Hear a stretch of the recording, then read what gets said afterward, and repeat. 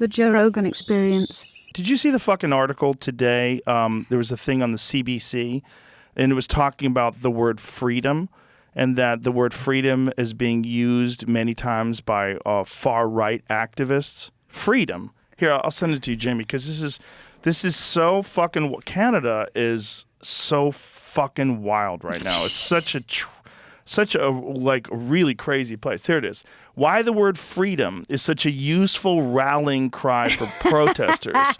The word has become common amongst far-right groups. So by putting that far right in there, far right, but like there's no indication whatsoever that those truckers in Canada were far right.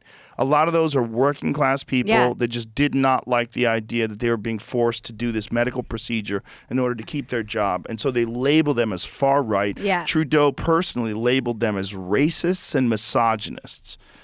Just so he could disparage them. Yeah. Just so like whatever they say doesn't mean anything. Yeah. So this is what they're doing here with the term freedom, which is like one of the most basic tenets for human rights. Your liberty as a human being, your ability to express yourself, your ability to talk about things, to protest, to do what you want. That's what freedom I mean. is so fucking important. Inherent in the idea of a free country is the right to protest. Right. They go hand in hand. That's why that headline is beyond parody. But it's actually something that's being pushed on the CBC, which is really crazy. Well, it's sinister. Because like they're setting you up for this idea that you requesting freedom, it's like it puts you in the category of anti-vaxxers or racists or far-right people. It's just these weird ways that mainstream media has fallen into labeling people in order to pass an agenda and pass this to put this narrative out there.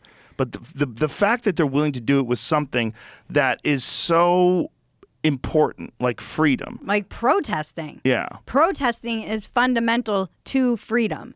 So to say that using the word freedom is something that protesters use, you're basically, this is like China stuff. But not just protesters, far-right because you can have far-left protesters, and that's not being talked about. Like, freedom is very fucking important. They don't want freedom.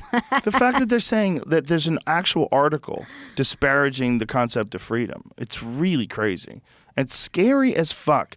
And I never would have thought before the pandemic that would have happened to Canada. I thought Canada was this like really friendly, cool place where they kind of got it. Like Canada was kind of better than the United States, in my opinion. I would go up there. I'm like, people are friendlier. They're nice. It's like, I would say with Canada, I always used to use this term, there's 20% less douchebags. Yeah. Because that's what it's like. But now under Trudeau, it's like it's become this very weird thing.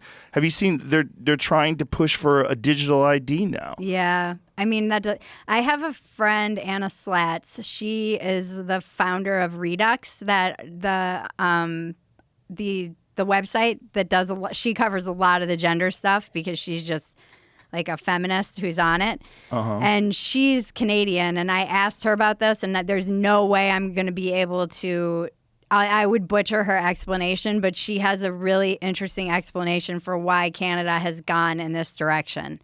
And I wish I was as smart as her and articulate, but I was like, we'll try to paraphrase it. What do you mean? It was essentially something about the way that Canada was founded. So how I wish I could remember it. I just don't know enough about Canada. Well, they don't have a First Amendment up there. Yeah. First of all, that's a giant factor. But something too about how freedom it's of speech. Borderline corporate. It was interesting. I don't know enough about Canada, and I was reading it, and I told her she should. What is her name? Anna Slatts. Does she have an article about this? I told her she should write one about it because I think it's a really important insight that she has, and she should put it out there. Because I was like, how? Because it seemed very liberal to me. So how is this what seemed like a very liberal, tolerant, open society slipped into what seems like totalitarianism, or slipping into it? They just seem like the entire culture is open to being like anti-freedom, which is strange to me. I always thought of Canada as like, hey, cool, man. Well, they're being sold a pile of bullshit, and the pile of bullshit is you must give up your freedom in order for others to be equal. You must give up your freedom in order for society to function in the proper way. You must give up your freedom in order for things to be equitable and inclusive and fair. And it's horseshit. And it's a mind fuck. And it's a mind fuck that you hear coming out of the WEF, and Trudeau echoes it, and they say the right words and use the right phrases. And at the end of the day, what's happening is you're going to lose your ability to protest. You're going to lose your ability to express yourself. You're going to lose your ability to have your say when things start moving in this general direction towards the centralized government being able to control various aspects of your life. One of the things that we found out during this protest, the trucker protest, was they froze their fucking bank accounts. I know, that was nuts. That is fucking nuts. I mean, that is some dictator, third world, banana republic bullshit. Yeah. And the fact that that was going on in Canada and they justified it, and they didn't just freeze their money, the people that were protesting, they froze the bank accounts of people that were donating money. Yeah, that was the... Fucking insane. Yeah, it was really, really insane. So that's what comes when you start using terms like, freedom and connecting it to the far right.